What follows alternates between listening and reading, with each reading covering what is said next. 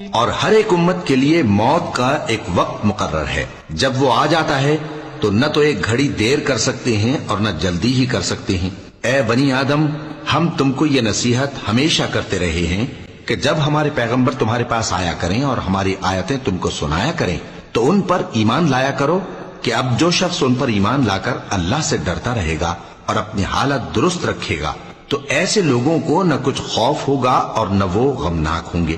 اور جنہوں نے ہماری آیتوں کو جھٹلایا